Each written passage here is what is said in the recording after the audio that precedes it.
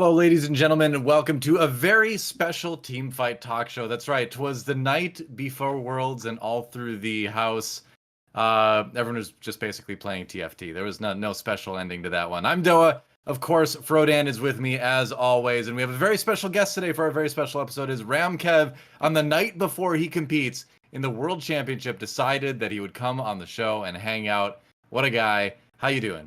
I'm doing good. Excited for tomorrow. Or yeah, I guess it's tomorrow. Yeah, it's tomorrow. It's just like 3 a.m. tomorrow, so it's Yeah, very early in the morning. Frodan, how you doing?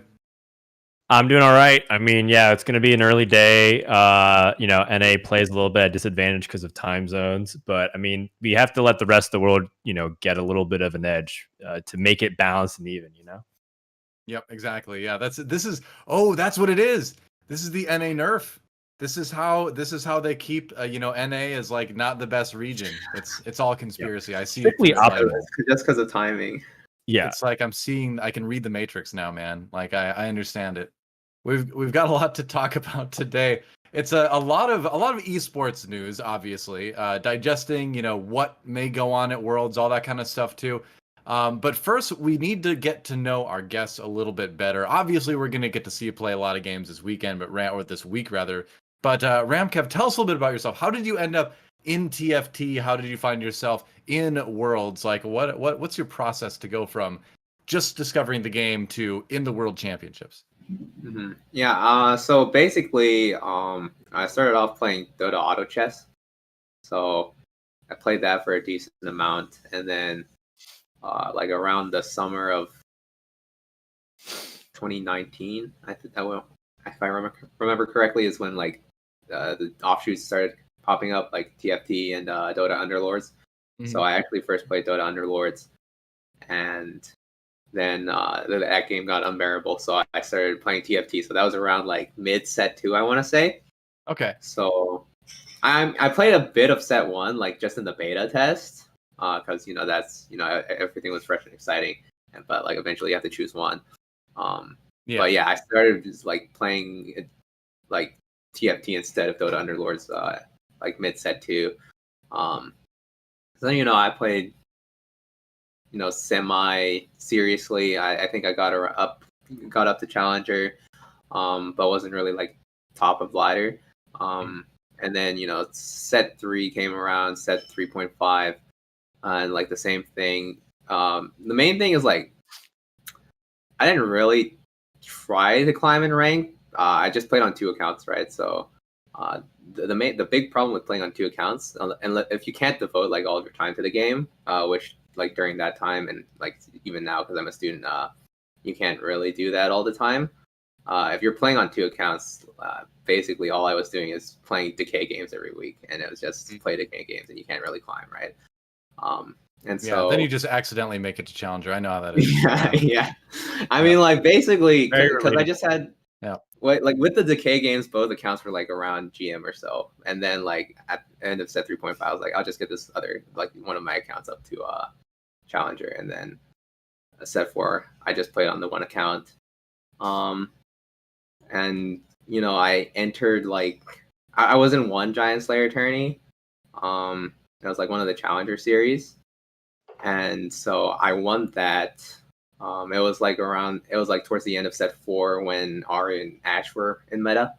And then, I played Talon there. And then I got first. And then I got into one of the regional qualifier, like the ones leading up to the. Well, I guess the latest one was the regional qualifier, but one of the for the points.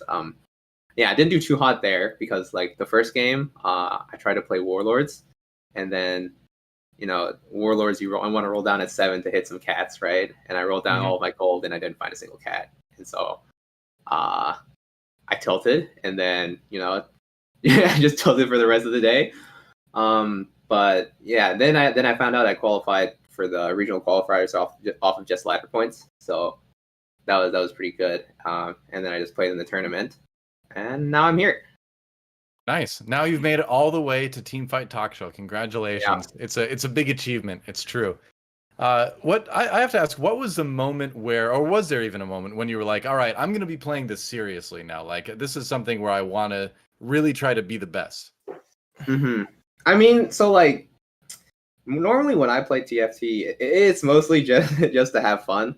For a lot of it, like even now, like whenever I play on ladder, it's not like I try to climb at all. I'm more so just like want to think like, okay, I think this comp is fun to play right now. I'll just play this comp in this particular game, and I'll do that like for like 2/3 of my games. But I think that there's like one time when I was streaming. So this was back when I had like 2 viewers, and one of my viewers is currently my mod. He like asked me like, what do you think separates me, or what do I think separates me from like the people at the top of the ladder?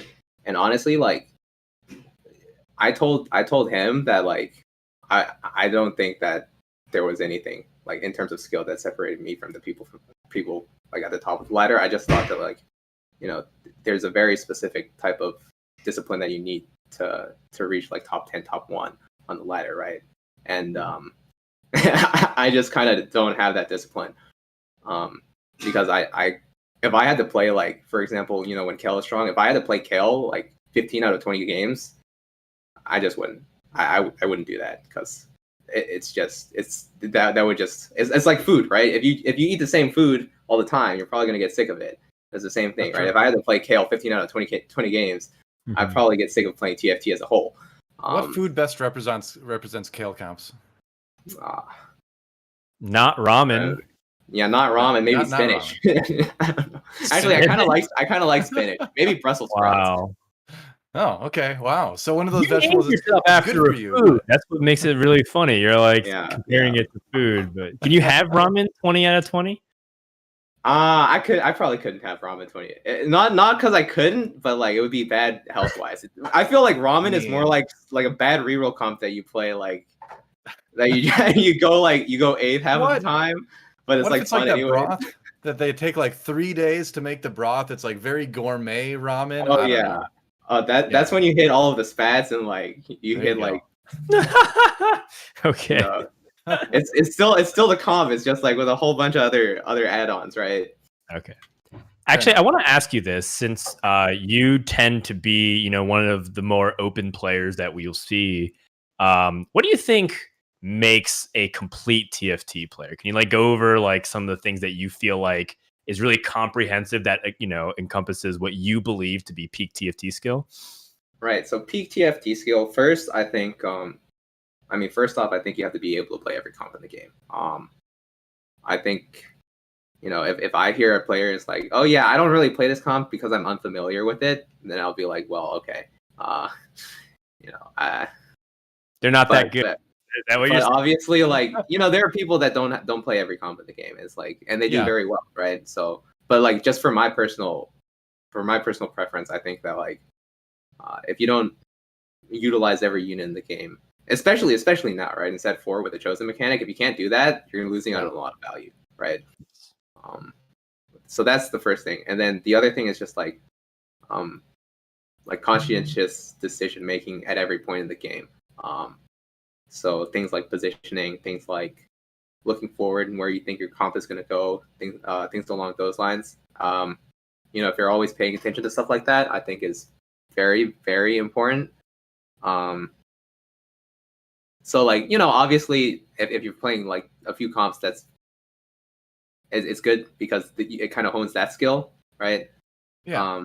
But the thing is like, if you get into tournament, and this is what happens, I think a decent amount in tournaments, is like if you're playing a bunch of good players who also play the same comps that you do, you're probably not going to do that well, right? If you end up being contested in all of your lobbies, right?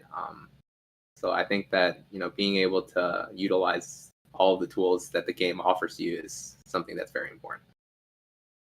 Yeah. That's a special shout out to New Bowel and Ramblin and all players that made it to the final day, and they were like, I'm gonna go mage, and the guy's like, yeah, me too. Everyone's like, okay, we'll all like bot 40. Yep. Yeah, I mean sometimes that's gonna happen, right? It's just like obviously like if you're very good at a comp, like it's very good. But there are going to be days when you end up playing X comp, and then you could be the best in the world at playing that comp, but let's say like second best in the world at playing that comp is also in the same lobby as you, right? And most likely only one of you is going to go first, and it's not like second best in the world is that much worse at playing that comp than you are. So whoever hits is probably going to do well, and whoever doesn't is probably going to go bot 4, right? It's kind of the tournament meta too, where it's like if you do something like that and it goes really well on like the first day or two, then you're kind of setting yourself up to be more contested and do worse as the tournament goes on too. Yeah. So you kind of it almost feels like you might hamstring yourself a little bit sometimes by doing that, by just like showing something that looks too good, Yeah. Kev, talk to me about your confidence level. I think a lot of people are, understandably still like saying, that you're flying under the radar. Do you feel as confident as some of the other people going into World Champions saying like, I definitely belong on this world stage? Or do you feel like this is still so new to you that it's like unfamiliar territory and you're kind of figuring it out? I mean, I personally just think, I'm just playing against other players that like the people that I've been playing against haven't felt like, oh my God, I can't beat this person. They're just too good, right? I think that like I'm either even like at least even level, I want to say. And some people might not believe me, but I personally think that. Okay, fair enough. All right. Well, let's move on. Let's talk a little bit about some TFT news. And of course, one of the TFT news pieces that came out was there's a little bit of a patch 11.7, some buffs, some nerfs. Obviously there are the buffs in front of us, but overall I feel like there weren't a lot of big changes that came out of this patch. Maybe perhaps the biggest one is that again the fabled composition line got a little bit stronger still, although I think that's kind of a topic up to a little bit of debate yet. Ramkev, what have you kind of noticed, if any, the biggest differences coming out of this patch going to Worlds would be? Because again, the idea is to not change a whole lot. So what have you noticed? Honestly, I don't think the game has changed too much. I think, maybe the big thing is like before Fable was like a really, really bad comp. Like I would say like when the regionals was being played, Fable was like exceptionally bad, I want to say. And it's a result of like Nico had less damage. You add that on to like no Vanguard buffs, and then you add that on to how kind of poor her targeting is. It's just during that time it was very like I would say unplayable. I had like one Fabled game during regional qualifiers, and it was like a 6th. And I feel like I still decently high rolled, right? I got Nico 3. I had like great items. And, it wasn't. It's just like it wasn't like it doesn't have any damage like at that point. But like nowadays, you'll see like it's definitely doing a lot better. I think even with just a Nico 2, you can stabilize pretty well. And in a decent amount of cases, if you have like the proper upgrades, the proper items, you can probably top 4 a lobby with Nico 2. So that's probably the big thing that I noticed. Okay.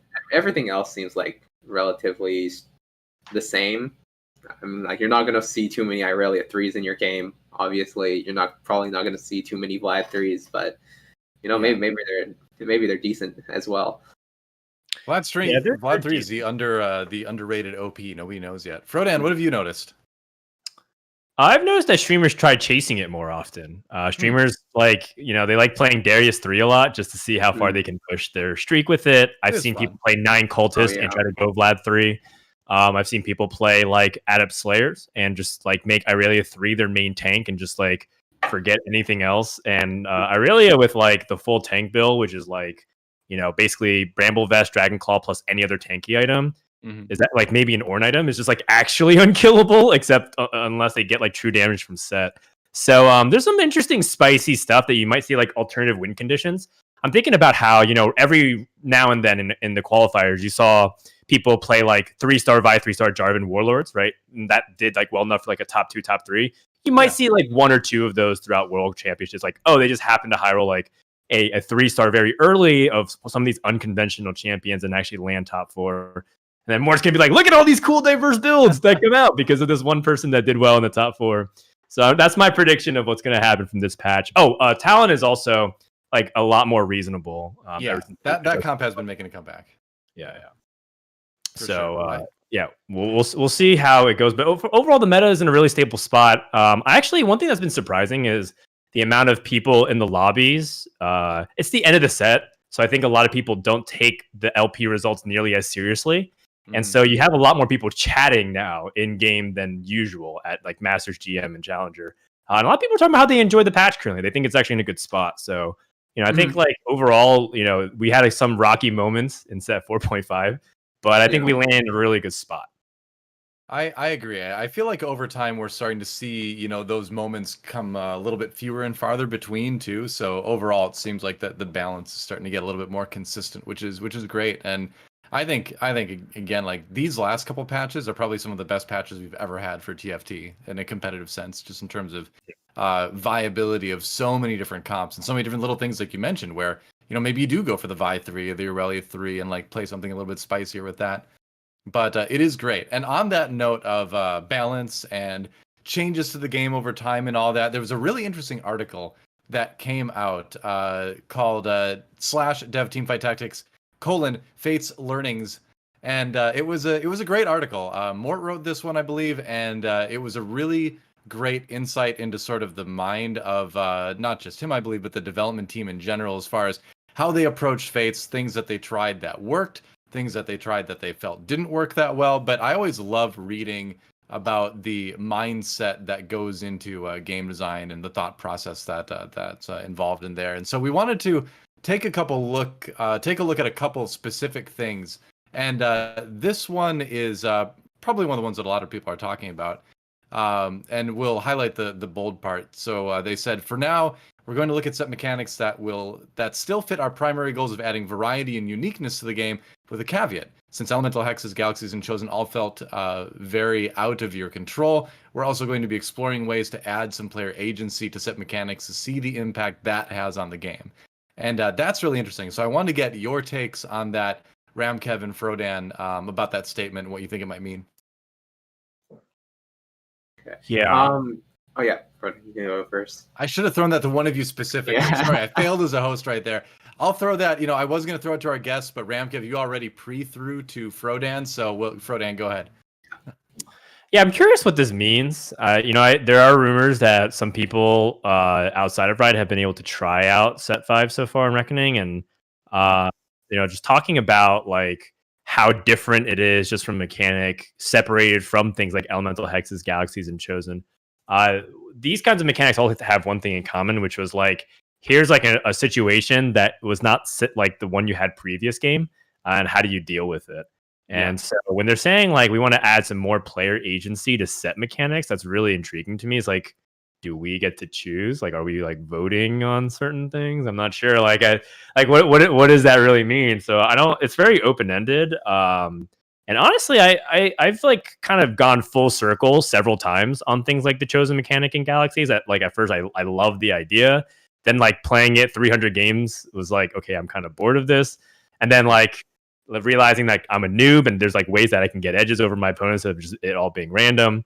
And then coming back to like, okay, I'm ready for a new mechanic. This is kind of boring again. So it's like becoming this like cyclical thing. So the only thing that I care about is whether or not there's freshness throughout the entire set. I'm not here to debate about the design merits of chosen versus not of other things, but I just want like TFT to still feel like fresh and good as much as it did in game number 50 versus game number 500. That's what I care about. Ramkev, what's your take on that? Yeah, I mean, it does sound interesting. So the one kind of apprehension that I have is, so as I mentioned, I came from Dota Underlords, and it sounds like they're trying to implement something similar. So in Dota Underlords, they did this thing where you choose an Underlord at the beginning of the game, right? And that was up to your control, right? So it's kind of like a set mechanic that you can control. The issue, I think, the big thing comes with like balancing, right? Because I mean, always the top player is gonna. If it's something like that, and maybe it won't be something like that, but if it is something like that, right? I mean, the top players are always going to be able to figure out like, okay, this is the most busted thing you can do, right? And if that's the case, if it's something that you can choose at the beginning of the game, then like they'll probably just do it at the start of every game, because it's the best thing to do. So it does. If it's something like that, it would require like a really, really like in-depth look at balancing just to make sure that that kind of stuff doesn't happen. But maybe I'm completely wrong. It's something completely different. That's a really good point, because it seems like with each additional set mechanics since elemental hexes, they've made it more difficult for them to balance, right? Like hexes were hard to balance, but galaxies became even trickier to balance. And then now chosen, which is like every single champion, is almost like, in a sense, like an opportunity for you to have wild imbalances, which ended up being the case. If they take that Underlords, that Hearthstone Battlegrounds approach, where like here's all your like things, and that does create a really difficult balance dynamic, and as I know from those games as well. So we'll see, DoA. It's going to be interesting. Yeah, we'll see what ends up being. I think the big principle that's always been in the forefront of my mind with anything like this, any element of randomness, which of course there is variance in TFT at a lot of different degrees, is that you follow the process of the random thing happens and then you are able to react to it, rather than, so the choice has to come after the random element, And if you think about the trajectory we've had in TFT, that's pretty much always been the case, right? Where the hexes are determined before the game begins in set 2. You could react to those. In set 3, the galaxies were put out in front of you at the beginning of it, and it was on you to react to those. And chosen as well. You had the option, but you knew what your odds were to find different chosens. So there was variance, but it was all put out in a way where the decision would happen after the random thing happened. So as long as that continues to be the case, that's kind of the only requirement I have, is that we still make player agency the determining factor, which obviously they've said that's what they want to do. So I'm not super concerned, but it will be interesting to see what ends up popping up with that for sure. Yep. We already know they're going to do some other interesting mechanics, like the Teemo costing HP instead of gold. That's going to be interesting to see people play around with. So there's already some kind of unique stuff that they've teased a little bit already. But let's move on to the next one. See what else we have here. We have the power of champs relative to cost. So this was sort of the discussion of, where do the 5-cost champion power fit compared to like the 3-star 1 costs? Obviously, they mentioned when we had the Pikachu build or the Shredder build, where Zaya was dominating everything basically. But then we had the other end of the spectrum, where we had the Kayn 2-star basically being unkillable, like they're saying, and doing a lot of damage as well. And so where do we kind of end up on that spectrum? And I feel like at the end of this set, at the end of set 4, we ended up in a pretty good place, where the 5 costs were notably strong, and you could find a lot of ways to use them even if your comp didn't fit all the same synergies they had, but they didn't feel overwhelming a lot of times. There were some moments, of course, like the Kayn moment, of course, but overall I thought it was pretty good, and I like the way 5 costs have been implemented here. But Ramkev, what do you think about that as far as power of champs relative to cost? What is your perfect world in that sense? Right, yeah, I mean, I think all of the power of the champs relative to cost, it should follow like a certain type of cadence, right? Obviously, 1 cost carries should, be easier to hit. Like full 3-star should be easier to hit in the early game, so it should, it should be strong for maybe 2 to 3 rounds, or maybe 2 rounds at max, I would say. And then probably you'd like to see that fall off of it, and then as you scale it up, sort of similar type things with everything else. I will say that I think right now this has been doing a decent job at it, because right now there's a very big, or there's like a nice diversity in terms of the carries that you can play. Earlier in the set there was that entire reroll meta, right, where either you play a 1-cost reroll, hit that 3-star, or you play Kale, and those are the only 2 comps that you can play, right? Or like 2 types of comps. It's like Kale and then reroll.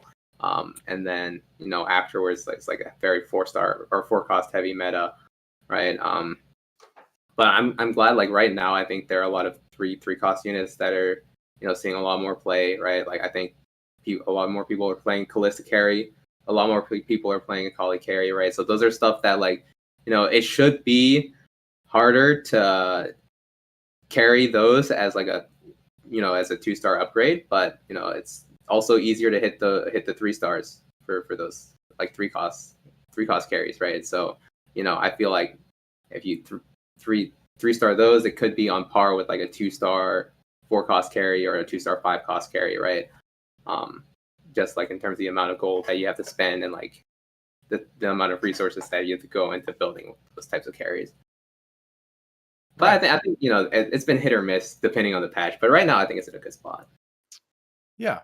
What do you think, Frodan? I think the most interesting sentence in this paragraph is the very last one, which is, while a lot of our top or challenger players like this playstyle, that really did shut out other ways to play, like going for 3 stars or vertical compositions, which already describes to us one of the most difficult dynamics about TFT is, what kind of game is this for, right? Is it for, competitive players to really show off their sick mahjong go skills, or are they trying to play, trying to have casuals to really live the League of Legends fantasy with all kinds of different zaniness and wacky situations?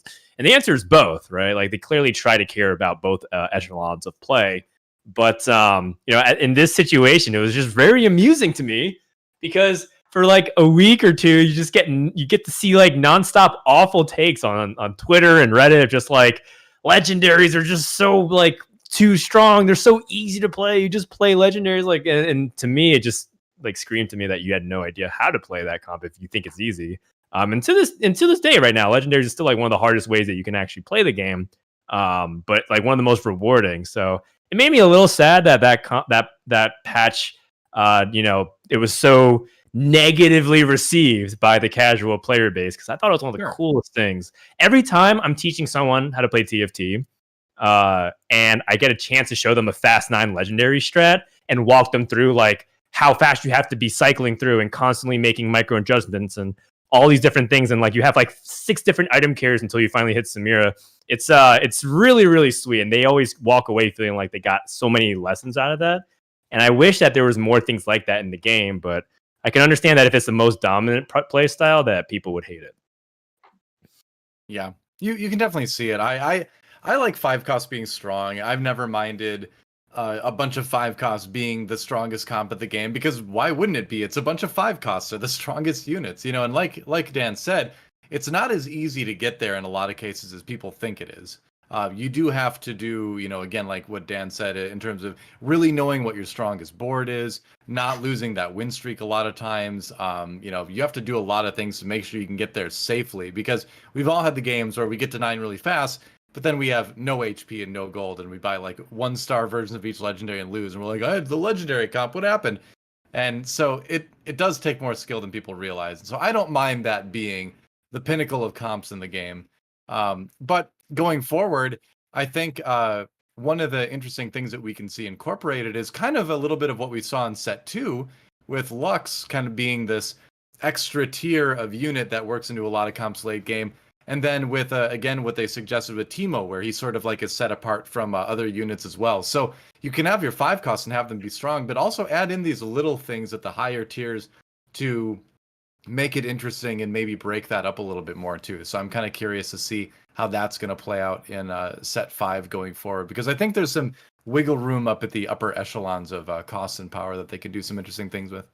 So there's my take. I really, just as a small note, I still think the 7-cost Lux thing was really sweet. It was it's so kind much of fun. like, I love that. like when they first did that for set 2, it kind of like shattered my like it like I was like, what? Like, we've kind of played the game as if it was 1 to 5, and all of a sudden you're skipping 6 and going to 7. That was pretty sick. Yeah. And of course, I look forward to see what else they do in the future. Absolutely. Well, speaking of the future, it's time to it's not really. It's time to go to the future, as in we're going to the next segment of the show. But it's a segment everybody loves. It's called Agree, and we have a special extra long one today. We've got 4 questions to discuss instead of just 3. And here's the first one. Ramkev, I'm assuming you know how to play. You just have to choose agree or disagree and tell us why. The first one is the chosen mechanic was a success. Ramkev, agree? I would agree. I would agree with that. Why is that? So, I mean, I think, obviously it wasn't I wouldn't say it's a complete success in the sense that, everything about it is just perfect. Obviously there were some, issues to work out.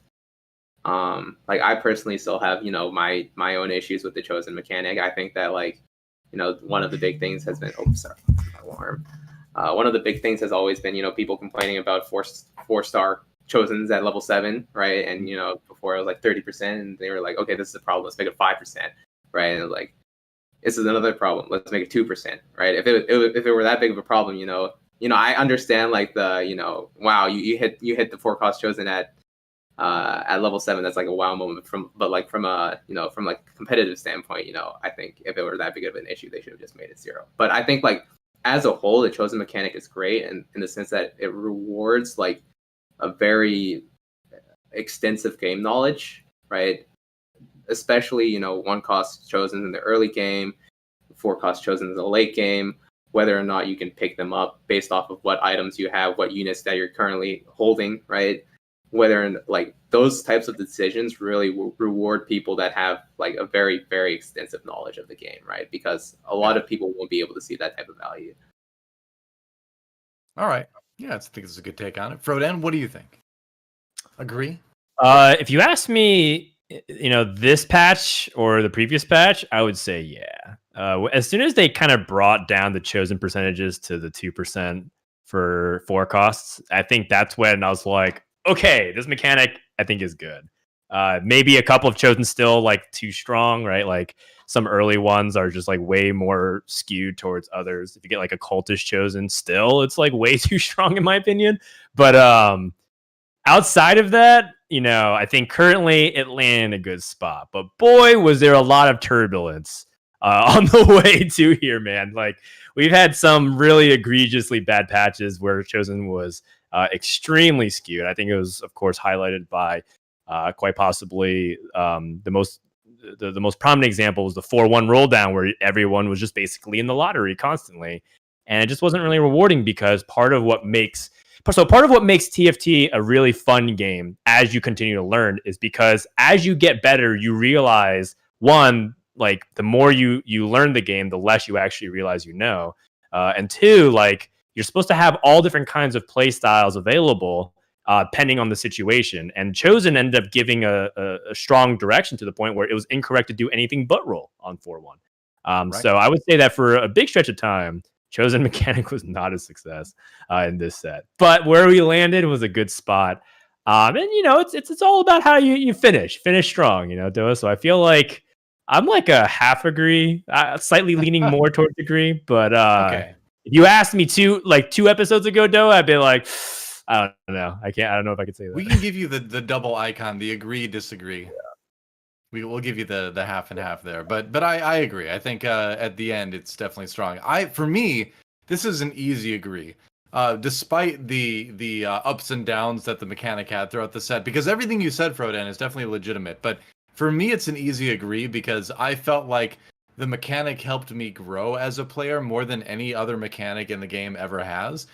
Because it finally did what nothing else could do, which is force me to play flexibly and like really learn every comp and not just find one that I enjoy playing and just master it to death, which is what I did in the other sets. I picked like Ocean Mages and I just got really good at playing Ocean Mages so I could move up with that. And then I did like Star Guardians and Sorcerer comps and I just did those, you know, and Hitmaster's doing those and that was fine. But I wasn't a well-rounded player, whereas this set, Chosen mechanic, I had no plans going into 90% of my games this season, aside from that one window when I only spam keepers. But we don't need to talk about that. That's besides the point. Overall, the mechanic made me play much more flexibly. I love it for that. So for me, easy agree.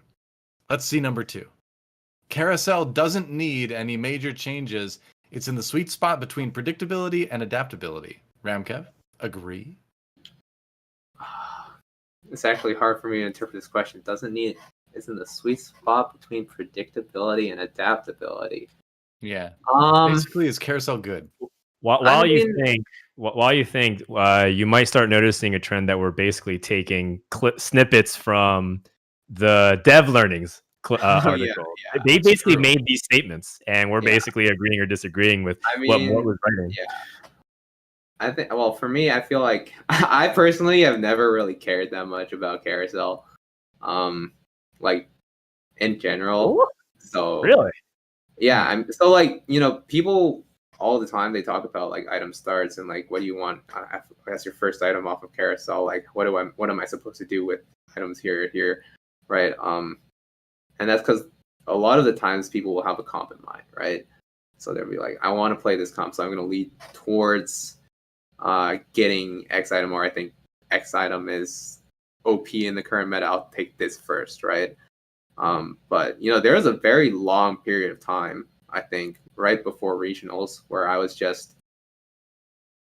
going tier rod start back when like people were only playing like Slayers in Kel, because I was just like, I don't really care. I'll just start tier rod. Like I've never really cared about what items I get. The only time that I think Carousel is like potentially bad is when people have the opportunity to just full open for it. Like back when Shredder meta was a thing, right? And you guarantee like almost always guarantee get a spat off of the Carousel. So people would just, you know, full open for it to you know, they would int for spat, right? And then you try to get spat and then you play Shredder, right? Like I think when that's a thing, it's a problem. But currently I think the items are in like an all right spot. Like there are things that can be done with certain items. I think, like for example, tier might not be in that great of a spot right now, just because a lot of the items are like not the best, I would say. But outside of that, like, you know, I'm fine with, you know, getting belt, getting cloak, getting chain. Even like I'm fine with getting tier, honestly. Like, but you know, it's very dependent on the player, right? Like if you like playing a certain comp all the time, then obviously, like, if you can't get the item that is required on the comp, then you're going to be worried about it. But like I personally like have never cared about what comp I'm going to play in like going into any game. So for me, it's just not something on the top of my mind. I can't wait to see you go for that cloak start tomorrow in Worlds. Yeah. You know, it's one that's pretty badass, you know, because I think that Carousel. Wait a second. Hold up. Sorry, Frodan. Hold on. Wait. There's nothing in the box for Ramkev right now. You didn't agree or disagree. True. Oh yeah. So I'm sorry to cut you off. I mean, I agree because I don't really care, and it doesn't. All right. I'm sorry. You know, I would never interrupt you like that, Frodan, if it wasn't a matter of crucial importance. I'm sorry I did that, but we needed the check or the X. We got it now. Please proceed. The second sentence of this in the sweet spot between predictability and adaptability, I can agree with, but I still think the Carousel does need some changes from a core concept. I think Carousel is still my least favorite thing about TFT, just because it tests so many arbitrary things that don't really matter in the game. Like, you know, I still think the opening Carousel gambit, like, you know, does your PC load in a favorable speed to get into a good position, and like, where did you spawn relative to everybody else? Like that kind of stuff, like, still irks me. I think it's the opening Carousel that bothers me the most out of anything. So in terms of major changes, itemization and champion predictability and everything like that, I think they've hit a really good normalization point. Even the all fawn carousels or all spatula starts can still be fun from time to time. So I think the appearance rate is good. Just like mechanically or just from like the game design perspective, I still don't really like opening carousels. Just my personal preference. I would much prefer something a little bit more controlled and tamed.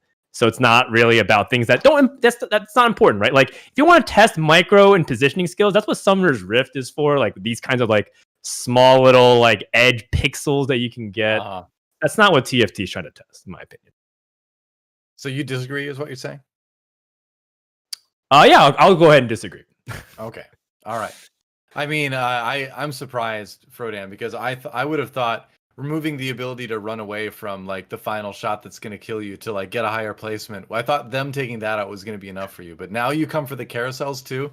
Yes, I'm disgusted. But I'm gonna disagree with this as well, actually. And I'll tell you why. I enjoy all the silly little micro tricks in TFT. I love them to death. I loved running away when I was about to die.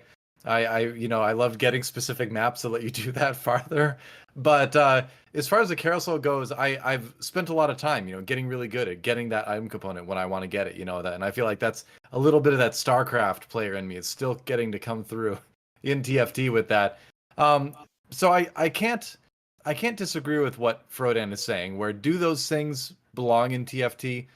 Maybe not, but I really enjoy them, so that's okay. But the reason I disagree with this, though, is because because of something I said earlier, where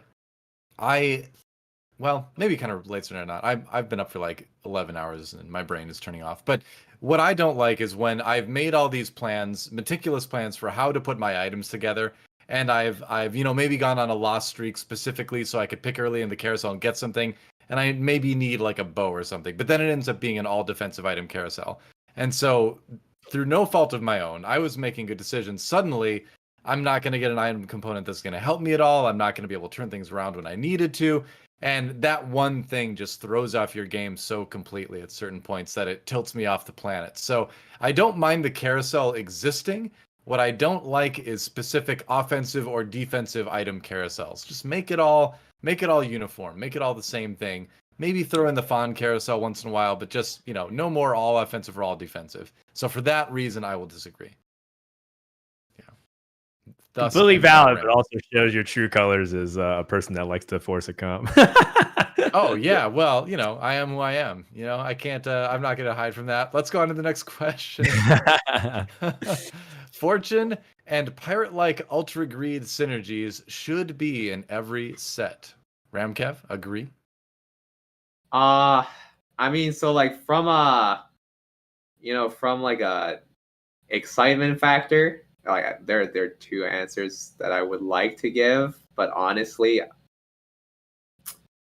in my deepest of understanding of myself, I would probably disagree with this.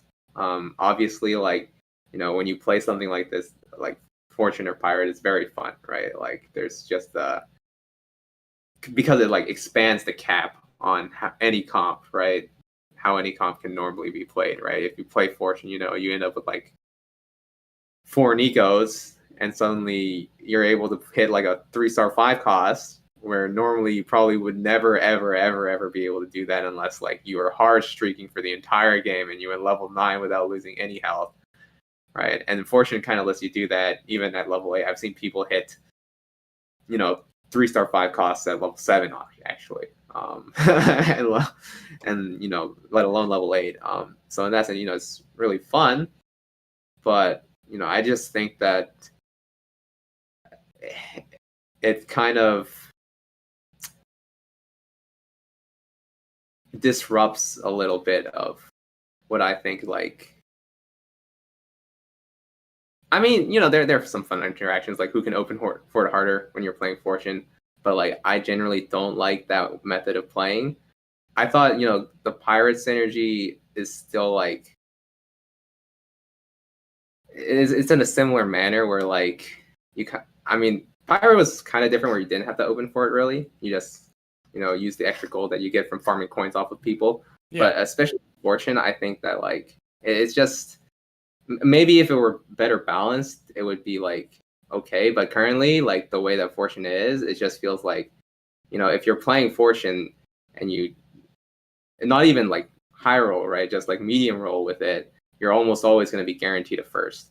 And I think that like something like that should not, like, synergies are still synergies, right? And you shouldn't be able to say like, this is a synergy that I'll play, and if I just medium roll it, I'll get a first, right? I don't think that's how synergies are, like my personal preference. I don't think that's how synergies should be played. And this is just more of like a balance thing. I think Fortune is super exciting, like as something fun for the game. But like from like a competitive standpoint, I think like it's not amazing. I would probably rather have not see it there. If I had to play tournaments or something like that, I would rather not have that mechanic in there. All right, fair enough. What do you think, Frodan? I agree. I think that they should be in every TFT set, largely because, let's be very honest with ourselves of what TFT scratches what itch in the human brain, which is we all like to gamble a little bit, Come on. That's the reason we love this game. They're just like, one more roll, one more, we save next carousel. Mort Dog will truly come through this time. So, in the end, I think it should be in every TFT set in some capacity. Now, I think that Ramkev brings up a really good point. Should it allow people to slingshot from 20 HP to a first place because they get the right series of outcome on the Fortune loot table? Maybe dial it back. Maybe 12 Fortune loss streaks shouldn't exist in the game. but it was really exciting to see. I do think where Space Pirates ended up landing was a really good spot in set 3, because my favorite week of that set watch as a stream watcher or stream fiend was watching Kiyun for Space Pirates endlessly for a week straight. And it was just like some of the wackiest games that you'll ever see, where he was just desperately trying to stay alive and get Space Pirates to kill units to get items. It was hilarious. So that kind of stuff I think is really important in the game, largely because I think what people, especially competitive players, don't realize is not everyone's playing for a placing or for LP. Some people just play because they really want to do something really cool, and maybe even something that you can't replicate unless you play a million times. The 1 in a million games or for a lot of players is what they live to play for in TFT. So I think that's what Fortune and Pirate-like synergy should exist. So I agree with that. Yeah, all right. I'm gonna agree with this one too, for a lot of the reasons that that Dan said, but also just because I love there being high risk, high reward synergies in TFT, and over time, as with Fortune, people got better at recognizing how to play it to remove a lot of that risk, and then you have to kind of reevaluate at that point. But I do like that you can choose to give up some power in exchange for a possible great reward that bursts you ahead and gives you that edge in the lobby, right? And the fact that these sets usually involve Darius is also, notable, I suppose, too. So if it means the dunking continues, I would say let's keep going with it. But that's I just enjoyed the dunk. What can I say? But yeah, I'll agree with that one. Okay. All right, one more to talk about. Our extra extended edition of Agree. And this is a big one. This is a controversial one. Perhaps one of the most controversial ones we've had yet on the show. But the World's Hype video was a good way to portray TFT Esports. Ramkev, agree? So I have a lot of things to say about this, but I'm gonna hard disagree with that. Okay. I hope maybe you guys are fans of the video. But I personally would have rather have seen something like that was an actual hype video. Kind of makes it seem like this is an important event, an exciting event. And as a competitor at Worlds, I was not very happy with the fact that they kind of memified this event that, so many people were, working really hard to try to get into, right? And then, you get into this event, it's supposed to be like a kind of big opportunity that you're taking super seriously, and then you kind of see this video and you're like, well, okay, I guess this is going to be how it's portrayed. And so when I saw it, I was the word could be upset. But wow, yeah, all right. Hey, we wanted your opinion. We got your opinion. Thank you. Frodan, what do you think? I very much agree with Ramkev. let me In that back. That's a very confusing thing to say during the name of the segment. I was gonna say. I disagree with this statement for the reasons that Ramkev has mentioned. TFT already has a hard time feeling legitimized in front of the audience that is League of Legends. I think I can't tell you how many comments I saw when I watch back the VODs or look at different conversations on social media. Whenever TFT is mentioned in competitive sense, it almost feels like League players who already struggle with inferiority complex come out of the woodworks to just dunk on a game mode that that they also suck at. So it's like one of these things where it's really tricky to bring people to take the game seriously competitively already. And now we're kind of adding an additional layer to that where even promotionally, it makes it feel like Riot doesn't take it that seriously. Now, don't get me wrong. I think that there's a lot of room for whimsical, outlook on what TFT is. I mean, Set's doing sit-ups for crying out loud as his activation, right? Like it's not that serious. We're playing video games, right? And we're playing for hundreds of thousands of dollars clicking things on the screen. So let's just not take ourselves that seriously. I'm all for it. But the problem is that's like the main promotional video. I view this kind of content, and I also want to say I'm a huge fan of Ovly's content. I think it's super funny, and I think she's great. I think she's really charismatic. I couldn't be happier that she, made a little extra cash doing this kind of stuff. But very similar to the what was the LCS after part, the Sushi Dragon scenario, where it's just this doesn't fit, man. This doesn't fit the mood, the tone, the kind of the hard work, right?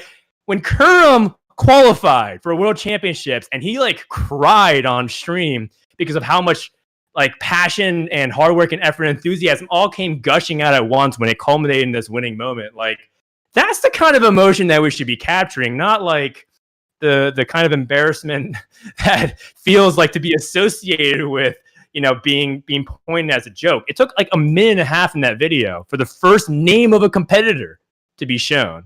And this was like 6 months in the making, man. And so again, it's not a bad video to put out. I think the content is great. I love everything about it. But when it's the only thing that's promoting the World Championship, it's like we're having dessert before the appetizer and the main course, right? Like this is the stuff that you add on top once everything else has been established. You can't just build everything off of memes because that's not an actual foundation. The memes come from the actual content itself. So this was a little bit of a long-winded rant, but you know, I do not think it was a good way to portray TFT Esports, and my disappointment was also quite immeasurable when I saw like this was the main advertisement piece.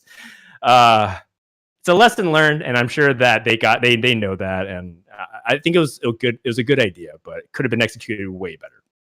Yeah, I think that was beautifully said, Frodan. For me, this is an easy disagree too. I've worked with Avli in the past. She's totally awesome. But I think when you brought up Sushi Dragon as well, you hit the nail on the head there, right? Where this kind of content is fantastic content. It's really funny. We have some very creative people in there, but this was not the time for it. And whenever I see something like this, I think to myself, NA just doesn't quite get it yet. And I think back to my time at OGN, my time in Korea, where they did such an incredible job balancing the inherent silliness of playing a video game like this with the very real dedication and effort it takes to be at that level, you know?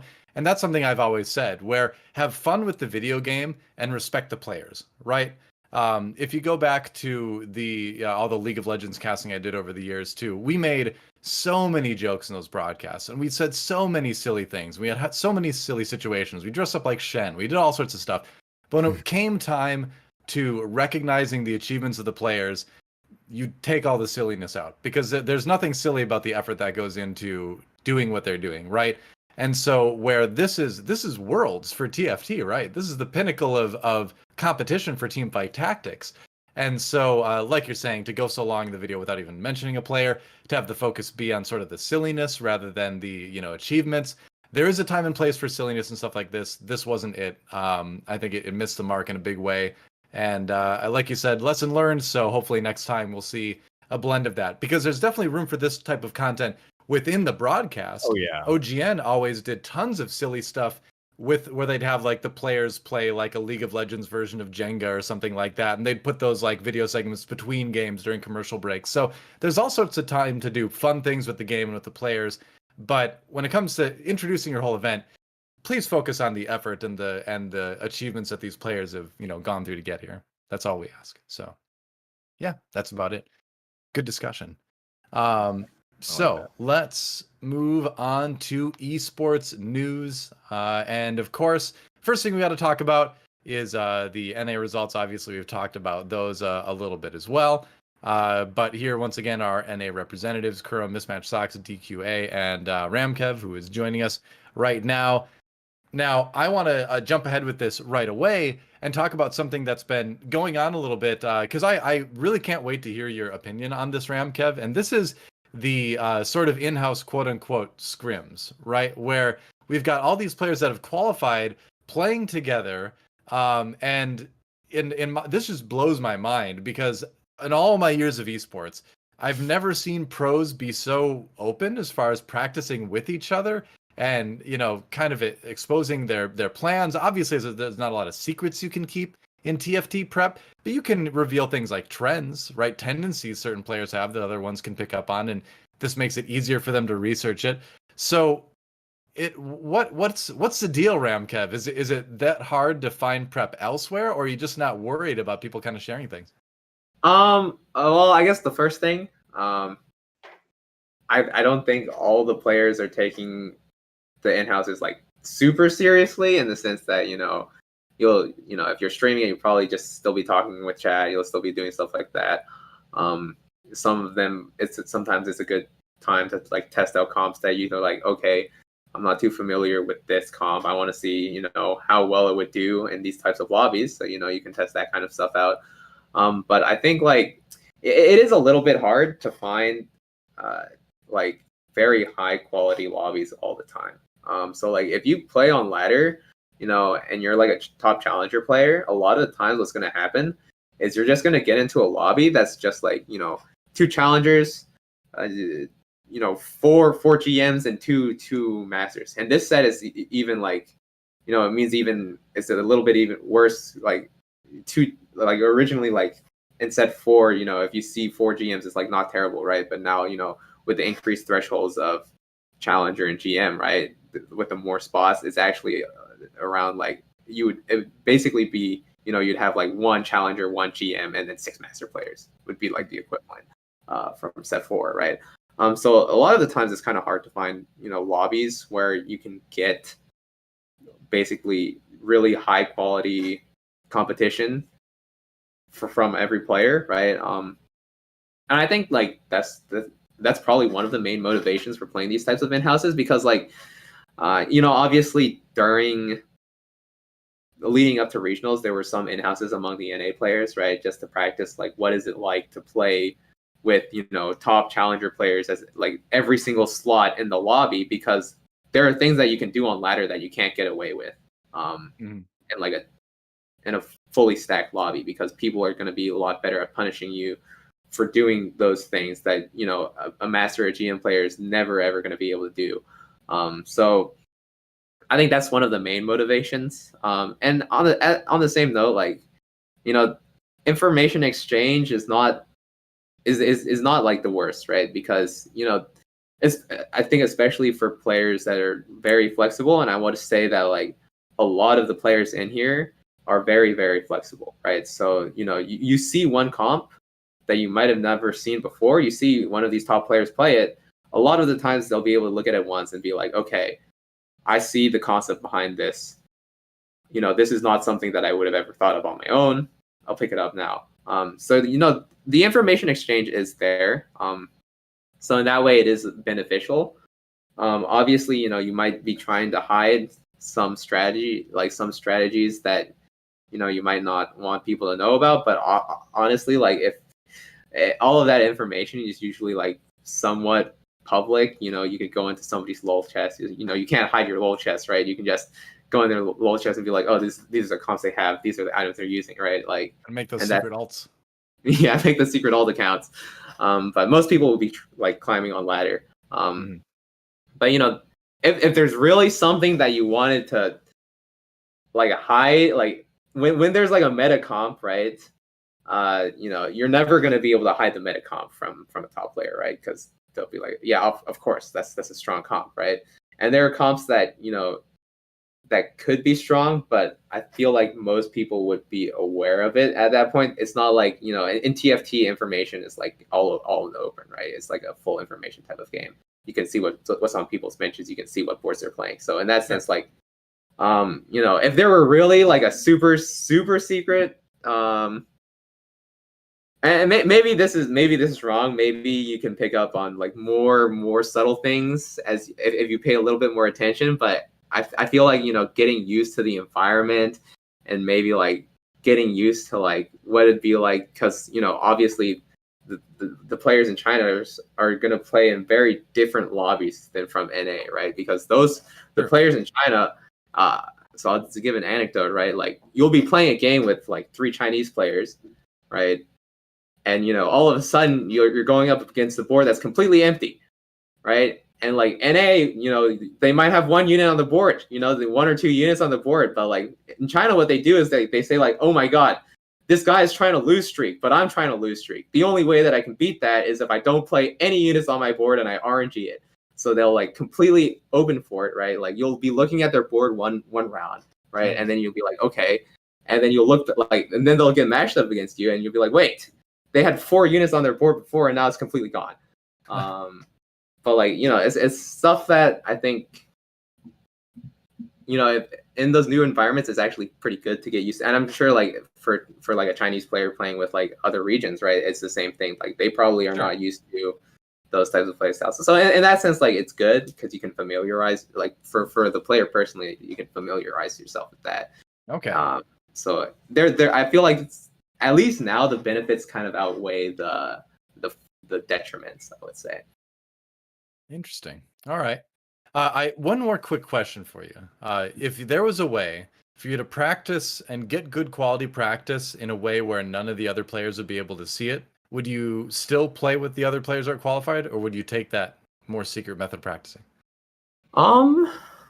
More secret method of practicing. Yeah. If there was a hypothetical magical way where you could get good practice and not reveal anything to anyone. Yeah, I mean, I honestly just think practice is practice.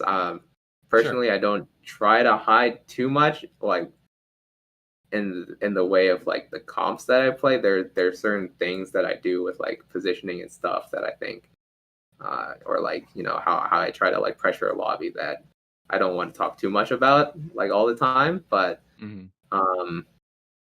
yeah, in that case, like if I could get high quality pressure, like practice elsewhere, it'd probably be beneficial. It's just that, you know, right now I think it's very difficult to get that, like because you basically need to get like a top challenger player, and if they're not qualified for Worlds, they don't really have too much of a reason to like be like, I'll play in these in-houses, or I could just climb on ladder and get rank 1. They'll probably climb on ladder. Teams out there, team owners out there in esports, sign 8 TFT players, get those in-houses going, and then we'll be able to do that. Dream come true, right, Frodan? I mean, in a ideal world, yes. It doesn't have to be that complicated. You know, we can just organize like high quality practice and do so. But yeah, like, you know, in card games, for example, information is power a lot of times, because they're looking for like things like the random tech cards, or like this little thing that can give them an edge. So coming from that background, it is kind of shocking to see like how open information everyone's willing to share. And to answer your question, if I was Ramkev, would be yes. If there's a way to keep things secret, I would. Unfortunately, it just not. It doesn't seem to be possible, like logistically, for all the reasons that Ramkev said. Solo queue is really soft right now, and there's just a lot of people who just like run it down just because they want to play Fortune every game because they think it's fun. Right. Or you have somebody who like is just basically copy pasting what they saw Bebe do without understanding, and therefore like kind of skewing the lobby. Like there's like a ton of things going on that you can't account for. So it's a stopgap for now to practice. But my prediction is that if TFT, you know, can really get things together and become, you know, super sweaty and competitive like that, to the point where even the top players don't have to stream to be to make TFT a career. You might start seeing stuff like that. People who like, you know, make barcode accounts and don't tell anyone who they are, and it's just like the secret like practice account for them to hide all their like really big like secret tech that they're trying to practice, or just having like, you know, dummy accounts to practice on so nobody knows how to scout them, and they're playing custom lobbies with only their friends and this kind of stuff. I think that will eventually come over time, but for now, we're still in the early formative years and stages, so I don't think it's necessary. I'm going to make a prediction here. I'm going to predict that by the end of this year, at the very least, Chinese esports teams will be doing this. They'll have enough TFT players that they'll start doing in-houses, and maybe Korean teams too, but I think at least Chinese teams by the end of this year are going to be doing this. I'll make a wild prediction there that I don't think is so wild, but we'll see. We'll check back into the end of like the next set and see how I did. But now it's time to do our tier list. And it's going to be a little bit different of a tier list. We're going to have you pick the final lobby of Worlds. You're going to pick the top 8 players in Worlds. It's your top 8 Worlds tier list. In any order. You can just tell us where to put them. You can move it around, whatever you want to do. Go ahead. Okay, so this is going to be a little bit difficult for me because, you know, there are some players that, one, I played very few games with, and also have not watched any. Can I put my ideal tier list where everyone that I want? It's your list. Okay, you can interpret it how you want. In that case, I would be happy to put everyone that I would like to be in top 8. So if I could stick all 4 representatives. Are these people you're confident you can beat, or are these people you would think are good enough to make top 8? This is just people that like I'm familiar with and I like. So this is a top 8 popularity It's contest. like a homie. It's like a homie tier list. I see. This is the top 8 squad members for Ramkev. Yeah, squad members. Like in that case, I would probably. I mean, if it were top 8, just in general, I'd probably put socks there. No, I just have socks. Sure. It's kind of hard to order these types of things. Well, you have to give us a reason for each player, though. Now.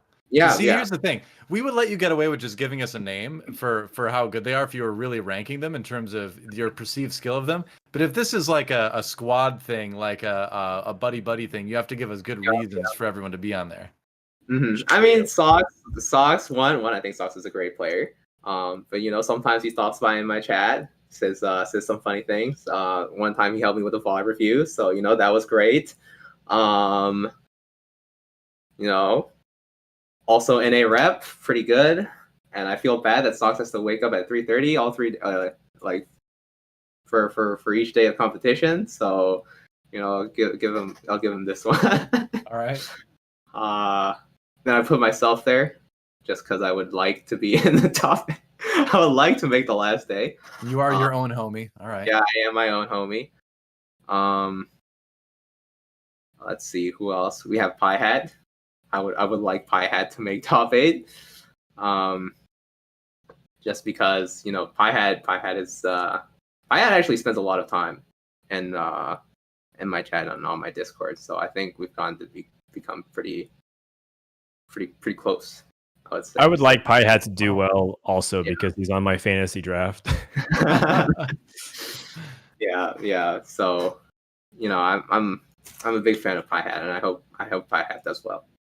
PIEHAT, and I don't know if the extra T is in there all the time, but for reference, our producer asked how it was spelled, and Ramkev just answered. So that's why the rest of you, it sounded like he just spelled it out for no reason. Oh yeah, that's my bad. Yeah. And then DQA, I think I'm just gonna put all the NA representatives because I think. All right. You got to give reasons though. You have specific reasons. I think DQA, he's a young upstart. He's still in high school. He's gonna do the anime protagonist thing where his house got zephyred in real life by a tornado, so he's got to make that comeback sadly from adversity. And then Kurum, because Kurum has all the memes supporting him. He's got the meme backing, all the Twitch chat memes. There's a very nice coffee pasta about how he's Kuruming the worlds. And then everyone else. I think this is actually like a gameplay type thing. There's a chance if he high rolls, I think Narkesh can make it. All right. Wow. So you're looking out for LATAM people, huh? This is just based off of the lobbies. Because I think the way that Narkesh play, at least from what I've seen, is very high risk, high reward. So there's a chance that if you hit 2 days in a row, you can probably make it to the last day. We're getting into some skill rankings here. Yeah. All right.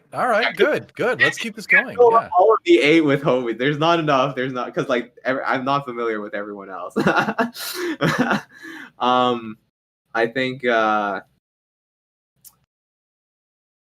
one I would like to see the Chinese player Jenza. So our Wanzi is Wanzi. Yeah, is what we call him, but you are correct. He's pronouncing it phonetically correct.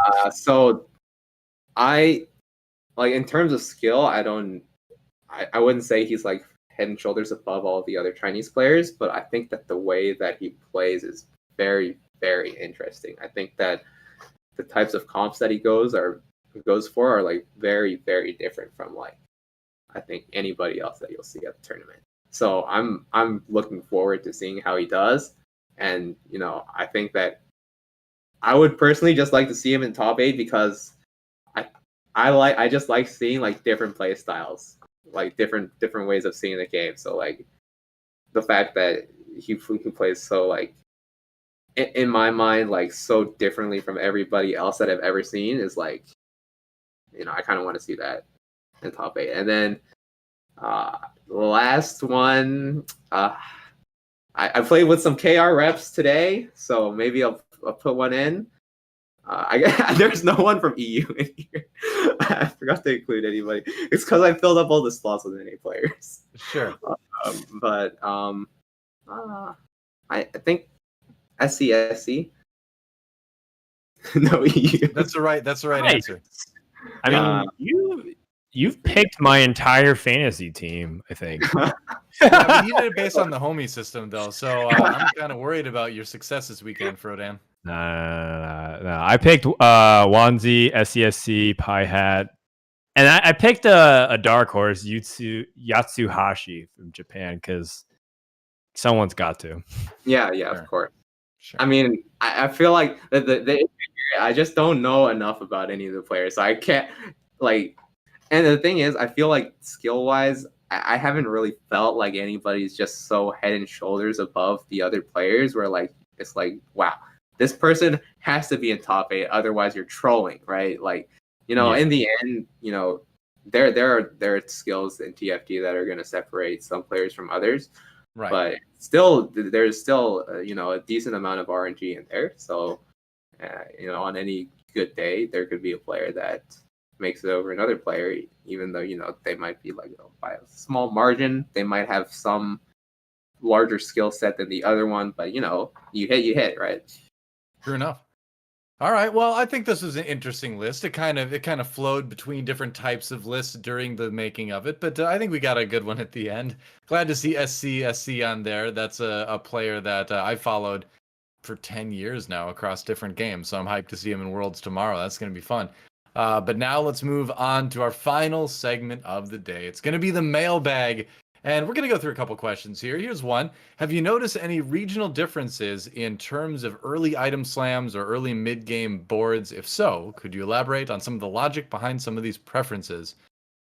Okay, Big yeah. one. I mean, okay, so the big one that I want to talk about is Chinese boards, just because we've been scrimming against the Chinese players a lot. So you get, and their playstyle is so different. Like, I would love to talk about Korea, but I only played it with Korean players, like in, a few lobbies, so it's not too much to go off of. But like with the Chinese players, like I said earlier, sometimes in the early game you'll just see an open fort, no units, right? And normally, when we think about things like open fort, right, we generally gravitate towards stuff like the Aegon comp, right? Because Aegon is probably one of the more well-known people that utilize this strategy, right? He'll go for open fort, he'll build lockets, he'll go either assassin sharps, right? That's kind of his flow chart. But for a Chinese player, it's completely different. Like they'll like general, like at least NA sort of theory is like, if you want to play a 4-cost chosen, you kind of want to maintain strongest board up until level 8, right? And then you want to get to level 8, you'll have plenty of health, you'll probably hit over some course of time. The Chinese way of thinking is very, very different. And I want to thank it was Tanner. So he's the Chinese content creator that posts all of the regional finals on YouTube, for example. He makes some of the Reddit posts. He said to me, like, their mindset is this: I have glove, bow, rod start, right? Or maybe not glove, bow. Maybe just a bow start with it, like a glove, right? Okay. And then to them they'll think, I like it. He's confusing his opponents who are watching the stream right now. yeah. Am I going bow? Am I going rod? I don't know. To them, like for us, you might think like, okay, last Whisper Slam, right? We'll get a Tristana. This will be, strongest early board, right? Because Tristana is a very good early unit. We'll play that. We'll try to streak. For the Chinese players, it'd be like, I see RFC plus QSS. I'm gonna make a Rage Blade. So what do? I'm just gonna open fort. I'm gonna open fort all the way up until like level 7. I'm going to roll all my units and hit KO because I have perfect items and I have everything that I need. But, there are some players that do this. I think like when Box was playing a lot of KL, right? He would basically just do open fort KL, right? But Chinese players will open fort anything. Like anything. They'll do open fort Akali, they'll do open fort Sivir Carry, open fort into Cultist, right? So like, you know, it's very, very interesting. And you know, because of that, they'll greet their items a lot, right? So you know, if you're trying to early streak, and like a lobby where people are just like trying to out open for each other, you know, it's pretty easy. But you know, suddenly, you know, they'll spike level 7 at 3-5, and you're like, where did this board come from, right? Like just like a few rounds ago, you had 2 units on the board, right? But it's definitely like very interesting, I would say, and it's pretty fun to play. I'd say. High quality answer overall. You know, I kind of expect meme answers just from because our history with guests who just like, you know, simplify everything to 1 or 2 sentences. But I appreciate that, Kev. Yeah, I'm not prepared for such intelligent conversation. Thank you, Ramkev. Let's look at our next question here. Oh, by the way, we've been given the okay to go for an extra 30 minutes at times on Teamfight Talkshow now. This is a recent development, by the way. Frodan and I haven't told everyone yet. So yeah, we can actually have a longer show. That's why we're already at 7:15. Right. We're still going. On the night where we're supposed to wake up the next day at 3 a.m., we decided to host our longest episode yet. I'll go to bed right after this and wake up at 2 a.m. Don't worry. Are you going to try to change your play style to better counter the other regional play styles? I mean, change my play style, no. So my play style has always been like very, you know, the word is flexible, right? Like in any given lobby, there's going to be different things that you have to do in order to like for what you can succeed. Some players are more rigid than others. But you know, just based off of lobby state, you can just adjust what you're going to do. If you think people are being aggro, then you have to pick up on that and you got to play aggro. If you think people are going to be full open for it, then you can be a little bit more greedy, right? And, you know, that's something that I'm used to just because, like, I generally don't like to stick to the same game plan from game to game. I wouldn't say that I have like a game plan that I set in stone, like, oh man, I got BF start, I'm going to go Slayers, right? If I go BF start, there are like every single comp of the game uses BF, right? Like in that case, I'm just like, I'll just make random items and I'll play whatever comp that, you know, I feel like playing in this lobby, what I think is going to do well in this lobby, right?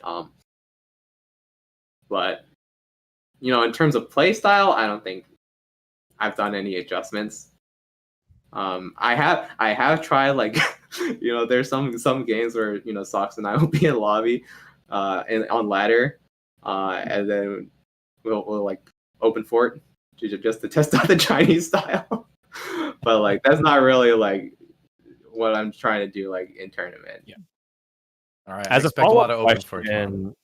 Yeah, as a follow-up question, how this was a question that was kind of like asked to me by another talent esports law who'd be analyzing stuff for Worlds.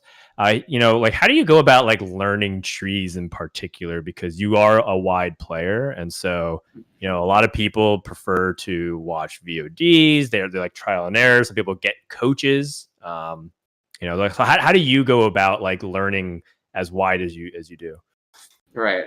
So basically, and I think one thing is like I'm relatively quick when it comes to like processing information. Like I might not. This is why. Wait, you know, are you built different? I was gonna say built different. Oh my gosh, he's built different. His brain is superior. I can pick up on comps relatively quickly. So when somebody says like, you know, I'm not familiar with a comp, I generally don't have that kind of like issue in the sense that, you know, I can, a lot of the times I can see it once and be like, okay, that's how you play it. I'll just play it like that. But man, instant downloading of all comps and styles. I think like for me, it's been a lot of like seeing what is necessary to succeed in various lobbies. So like, you know, if you can play every comp, the best way to utilize that is to figure out what path you should be taking. Like, you know, if you, let's say you have all different, every single comp of the game open to you at the start of the game, right? You get X item drop, you get these units, you kind of have to narrow your field a bit, and it's you know, narrow it down to, you know, maybe you had like 20 comps. Now you narrow it down to like 5 comps, right? And you, in the end, you had to decide on something, right? So a lot of what I do is mostly trial and error. So like saying, okay, if I have rod, how much can I lean towards like Slayer before I get punished, right?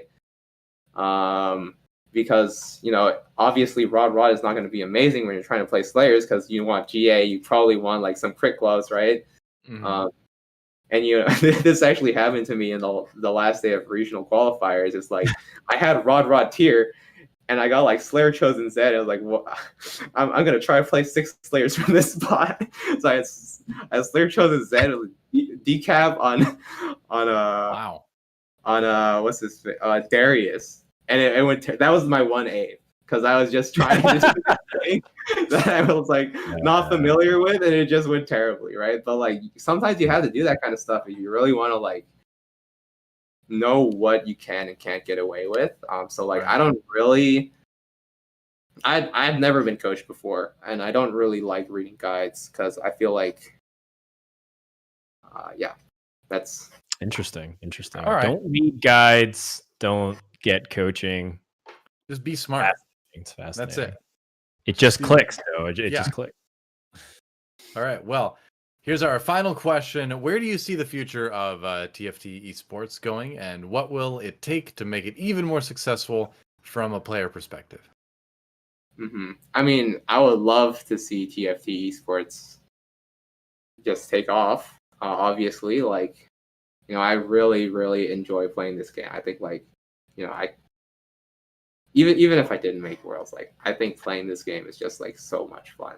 And you know, there are a lot of people that complain about it, but like I honestly, like, I just have so much fun playing the game, and I would love to see esports take off as well. So, you know, you can play the game even more.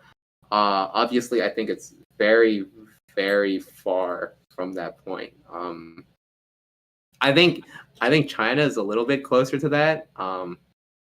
You know, they already have like huge prize pools for their qualifiers, things like that. But you know, in NA, I would say like the tournament scene is very lacking. Well, maybe not very, but you know, there are a decent amount of tournaments, but not enough big ones to really incentivize like top players to be constantly playing in them. For example, like you hear people talking about like why are the people in France so good? It's because they have this tournament scene that like people can get better at playing against good players constantly, right? Whereas in NA, most of the time, the people at the top of the ladder are just that, right? They're people that, you know, play these normal ladder lobbies, whereas like there's really not that much incentive outside of these qualifier events to really like be like, okay, this is an environment where I can play against like top players and, you know, really see what these kinds of lobbies are like. So in that sense, like I think like the tournament scene really needs to grow. There needs to be like kind of that incentive for players to do that kind of stuff, because right now, like at least this past season, there hasn't been too much, I would say, right? Like I think, for example, like the GiantSlayer, like the Challenger Series events were great, right? But you know, that's only open to like 8 players on ladder every time, right? And you know, if we have like all of these open qualifier events again, where like they're all marred with like these logistical issues, right? You had the issues with the finals and the very last one, right? Like if that's gonna be the norm, like it's gonna be very slow in terms of the progress that it can make. Because I think you're saying bring back GiantSlayer series. I hear you. I agree. Yeah. I think Frodan and I would like that too. That'd be great. Yep. Just saying. Just not on Saturdays or Sundays, please. Yeah, exactly. Let's keep it like the Monday, Tuesday thing. That was perfect. Yeah, I got stuff to do. Yeah, exactly. All right. We've got a giveaway winner to announce. And again, of course, if you want to possibly be a giveaway winner, you can submit questions next time around. Our giveaway winner this week is D Wolf X. There you go. Congrats. You're a giveaway winner. You asked a great question. We liked it. That's why we chose you. like a Pokemon. Only you get a gift instead of being put in a ball and only allowed to come out when you're fighting something. So it's better for you, really, than the Pokemon. So congratulations, D Wolf X, you are the winner. And that's going to do it. That's our show for pre-set 4 Worlds. When this show comes back, we're going to be talking about set 5. That's going to be exciting, isn't it, Frodan? Yeah, doesn't PBE release by the time we do our next episode? The 12th, I believe, yeah. All right. Is that next Tuesday? So fast. It's been announced. It's out there. Thank God. Can we just say that? I really enjoyed set 4, so yeah. Yeah, no, set 4 is great. But I am looking forward to set 5 at all. Yeah. It's not an indictment at all about the Festival of Beats. I've had many lucky lanterns that I've been very happy with, but I'm also ready for new stuff. Indeed. Well, Ramkev, you've been an amazing guest. Thank you for joining us. Any final words before we finish the show and let you get some sleep? Yeah, thanks for having me on. You know, a lot of people probably don't think that I'm gonna get that far in the tournament because they probably don't know me because I'm not that big of a streamer and I haven't been that big of a competitor. But I'll say I'm gonna try my hardest and we'll see how it goes. All right. Well, yeah. I think you've got a great attitude. I think you've got the skills.